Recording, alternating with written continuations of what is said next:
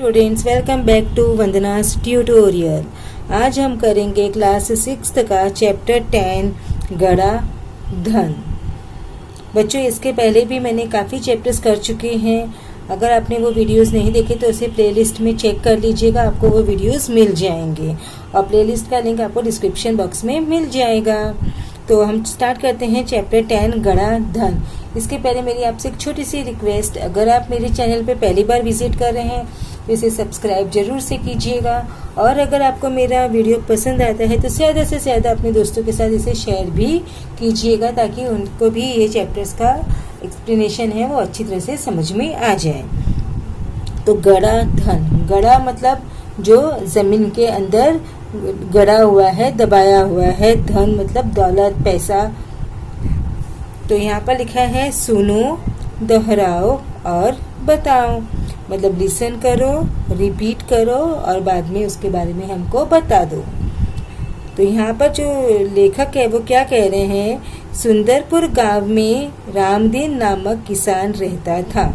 एक गांव था जिसका नाम था सुंदरपुर और वहाँ पर एक किसान रहता था, यानी एक फार्मर रहता था, उसका नाम था रामदीन। उसके 4 बेटे थे। कितने बेटे थे उसके? 4 बेटे थे, 4 पुत्र थे। रामदीन स्वयं तो बहुत परिश्रमी था पर उसके चारों बेटे बड़े आलसी थे। रामदीन जो किसान था वो खुद तो स्वयं मतलब खुद तो बहुत मेहनती था, परिश्रमी था, मतलब वो बहुत काम करता था, पर उसके जो 4 बेटे थे वो बड़े ही आलसी थे, यानी कि लेजी थे, जो कुछ काम नहीं करते थे, जिनको काम करना पसंद नहीं था। हर समय इधर उधर बैठकर गप्पे मारा करते थे। वो क्या करते थे पूरा दिन? सिर्फ कभी यहाँ बैठते थे, कभी वहाँ बैठते थे और बैठकर क्या करते थे? गप्पे मारा करते थे। गप्पे मारा करते थे मतलब बातें किया करते थे। जैसे हम बोलते हैं ना, कभी कभी टाइम पास कर रहे हैं, गप्पे मार रहे हैं, बातें कर रहे हैं, वैसे ही उनके जो चारों बेटे थे वो भी करते थे। रामदीन उनके इस अल्हड़पन से परेशान था और जो रामदीन किसान था वो उनके इस अल्हड़पन मतलब मनमौजी जो स्वभाव था, जो मन करता था वही उन लोग करते थे, आलसी थे, जो काम नहीं करते थे। तो उनका जो ये नेचर था, जो बिहेवियर था, उससे वो बहुत परेशान था। परेशान था मतलब बहुत चिंतित था, टेंशन उसको रहता था। उसे हमेशा बेटों के भविष्य की चिंता सताया करती। अब उसे अपने बच्चों की जो फ्यूचर है उसकी जो टेंशन उसको रहती थी, क्योंकि ये जो चारों बच्चे हैं वो तो क्या है, आलसी है, और अगर आलसी है तो कुछ काम नहीं करेंगे तो उन लोग फ्यूचर में करेंगे क्या, भविष्य में वो करेंगे क्या। तो ये जो टेंशन थी वो रामदीन को हमेशा सताती रहती थी। वह दिन रात यही सोचा करता कि बेटे अपना पेट कैसे पालेंगे। बस दिन रात उनको एक ही ख्याल था कि जो उनके बेटे इतने आलसी है तो काम नहीं करते हैं, काम नहीं करेंगे तो उनके पास में पैसा नहीं होगा, पैसा नहीं होगा तो वो पेट कैसे पालेंगे, यानी कि उनको जो खाने के लिए जो भोजन है वो कहाँ से प्राप्त होगा। एक रात वह इन्हीं विचारों में खोया था, तभी उसकी पत्नी ने झिझकते हुए उसे एक उपाय सुझाया। जब एक बार रात को वो यही सोच रहा था, अपने बच्चों के बारे में सोच रहा था, अपने चारों आलसी बेटे के बारे में सोच रहा था, तो और वो टेंशन में था, तो उसकी पत्नी ने उसे क्या सुझाया, एक आइडिया दिया। उपाय सुनकर वह कुछ देर सोचता रहा, फिर एकाएक खुशी से उछल पड़ा। जब उसकी पत्नी ने उसे एक आइडिया बताया तब पहले तो वो उसको आइडिया के बारे में जो भी उसको बताया था उसके बारे में वो थोड़ी देर सोचता रहा, फिर सोचने के बाद में वो एकाएक बहुत खुश हो गया। अगली सुबह रामदीन ने अपने चारों बेटों को बुलाकर कहा, मैं और तुम्हारी माँ अब बूढ़े हो गए हैं, हम दूर तीर्थ यात्रा पर जा रहे हैं। मैंने खेत में गड़ धन गाड़कर छिपा रखा है, यदि कोई जरूरत पड़े तो उसे निकालकर उपयोग कर लेना। तो वो जो नेक्स्ट मॉर्निंग में वो जो रामदीन किसान था, फार्मर था, वो अपने चारों बेटों को बुलाता है और बोलता है कि मैं और तुम्हारी माँ तो अब बूढ़े हो गए हैं, यानी ओल्ड हो गए हैं, तो हम कहाँ जा रहे हैं, तीर्थ यात्रा पर जा रहे हैं। तीर्थ यात्रा मतलब क्या होता है बच्चों, जो पवित्र स्थानों में जाते हैं, जैसे हरिद्वार जाते हैं, काशी जाते हैं और फिर 4 धाम की यात्रा करते हैं, वो सब क्या होती है, तीर्थ यात्रा होती है, यानी कि होली पिलग्रिमेज जो जिसे हम कहते हैं वो होता है। मैंने क्या किया है, जो हमारा खेत है, जो फार्म है, उसमें जो धन है यानी जो पैसा है, दौलत है, वो वहाँ पे गाड़ दिया है, अंदर बरी कर दिया है।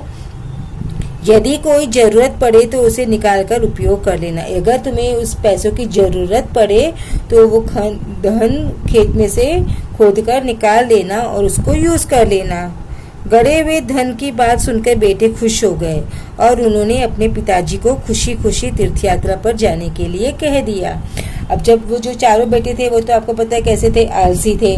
अब उनको जो गड़ा हुआ जो धन है, जो दौलत है, पैसा है, वो मिल रहा है नीचे से, तो ये बात जब उन्हें पता चली तो वो बहुत खुश हो गए और उन्होंने अपने माँ बाप को, यानी जो किसान था रामदीन और उसकी पत्नी को खुशी खुशी तीर्थ यात्रा पे जाने दे दिया। वे मन ही मन खुश हो गए कि अब कुछ दिनों तक पिताजी का बंधन भी उन पर नहीं होगा। तो वो खुश हो गए कि पिताजी है वो तीर्थ यात्रा पर चले गए हैं, तो अब हमारे ऊपर कोई रिस्ट्रिक्शंस नहीं होंगे, क्योंकि जब पिताजी जब यहाँ पे नहीं रहेंगे तो पिताजी उनको टोकेंगे भी नहीं कि तुम आलस मत करो, तुम यहाँ पर बैठो, तुम काम करो, मेहनत करो, वो सब उनको बोलने वाला भी कोई नहीं होगा। रामदीन के जाने के बाद कुछ दिनों तक तो सब कुछ सामान्य चलता रहा। रामदीन जो फार्मर के तीर्थ यात्रा पर गए थे, तो उनके जाने के बाद में कुछ दिन तक तो जो उनकी लाइफ है वो सामान्य चल रही थी, यानी कि नॉर्मल चल रही थी। पर उसके बाद पास का धन और घर का धान्य समाप्त होने लगा। लेकिन उसके बाद में क्या हुआ, जो उनके पास से पैसा था और जो धान्य मतलब अनाज, जो जैसे गेहूं, चावल, दाल, ये सब क्या होता है, धान्य, समाप्त मतलब खत्म, फिनिश। तो जो उनके पैसा था वो और घर में जो अनाज था वो क्या होने लगा, समाप्त होने लगा, खत्म होने लगा। अब चारों भाइयों को चिंता हुई। जब पैसा और जो अनाज था वो खत्म होने लगा, तब चारों भाइयों को क्या हुई, चिंता हुई, टेंशन हुई। उन्हें अपने पिताजी की कही बात याद आ गई कि जरूरत पड़ने पर खेत में गड़ा धन निकाल लेना। तब उनको अपने जो डैडी के द्वारा जो बोली गई बात थी कि मैंने खेत में धन गाड़ कर रखा है, अगर जरूरत पड़े तो धन को निकाल कर यूज कर लेना। उन्होंने रात के समय खेत की खुदाई का काम आरंभ किया। अब उन्हें ये तो नहीं पता था कि उनके जो फादर है, जो किसान रामदीन है, वो खेत में किस जगह पर धन है वो गाड़ कर रखा है, उन्हें तो ये नहीं पता था। तो वो क्या करने लगे, खेत की खुदाई करने लगे। वे 2-3 रातें खेत को खोदते रहे पर कहीं भी उन्हें गड़ा हुआ धन नहीं मिला। वो 2-3 रातें क्या कर रहे थे, धन के लिए जो खेत है उसे खोद रहे थे, क्योंकि उन्हें एग्जैक्ट प्लेस नहीं पता थी ना कि धन किधर गड़ा हुआ है। तो वो खोद रहे थे, लेकिन उन्होंने धन मिला ही नहीं। रात भर के परिश्रम से वे बहुत थक गए। अब रात भर उन्होंने जो खेत है वो खोदा था, तो वो क्या हुए, बहुत ही थक गए। जब सुबह बहुत निराश और हताश होकर वे चारों अपने घर लौट रहे थे, यानी कि जब मॉर्निंग में वो हताश हो गए थे, निराश हो गए थे, क्या हो गए थे, क्यों डिसअपॉइंट हो गए थे, क्योंकि उन्हें खेत में कोई भी गड़ा हुआ धन है वो नहीं मिला। तो वो क्या हो गए, हताश हो गए, डिसअपॉइंट हो गए। तो जब अपने डिसअपॉइंट होकर जब अपने घर वापस आ रहे थे, तभी रामदीन के परम मित्र हरिनाथ ने पूछा, तभी उनके पापा के जो परम मित्र थे, यानी कि जो बहुत अच्छे दोस्त थे हरिनाथ, उन्होंने उनसे चारों बेटों से पूछा, तुम सब थके हुए क्यों हो। कारण जानने के बाद हरिनाथ ने उन चारों को सलाह देते हुए कहा, तुम लोगों ने खेत तो खोद ही लिया है, अब उसमें बीज बो दो। तो जब उन्होंने बताया कि हमको ये हुआ, हमने खेत खोदा, हमें धन नहीं मिला, तो सब बात जब उनके पापा के फ्रेंड को पता चली, हरिनाथ को पता चली, तो उन्होंने क्या कहा, उन्हें सलाह दिया, सलाह मतलब एडवाइस दिया कि तुम लोगों ने जो खेत है वो तो तुमने खोद चुके हो, तो अब जब तुम खोद ही चुके हो तो उसमें तुम क्या कर दो, बीज भी खेत में डाल दो, बीज बो दो, मतलब सोइंग कर दो। चारों भाइयों के उदास चेहरों पर खुशी की लहर दौड़ गई। अब चारों भाई जो दुख थे, खुशी थे, निराश थे, तो उनका जो फेस था वो भी कैसा था, उदास था। तो जब उन्होंने बोला कि तुम अब इसमें बीज बो दो, तो चारों भाई बहुत खुश हो गए। उन्होंने हरिनाथ के कहे अनुसार ही किया। तो जो उनके पापा के जो दोस्त ने कहा था वैसा ही चारों भाइयों ने किया। खेत में नन्हे नन्हे अंकुर निकल आए। बीज बोने के बाद में क्या हुआ, क्रॉप्स ग्रो होने स्टार्ट हो जाते हैं, जर्मिनेट होता है सीड्स। तो जो छोटे छोटे नन्हे नन्हे जो पौधे होते हैं, सैपलिंग्स होते हैं, वो निकल गए। उन चारों के मन में उत्साह जाग गया। जब उन्होंने देखा कि अंकुर उग गए हैं, सैपलिंग्स आ गए हैं, तो वो बहुत एक्साइटेड हो गए।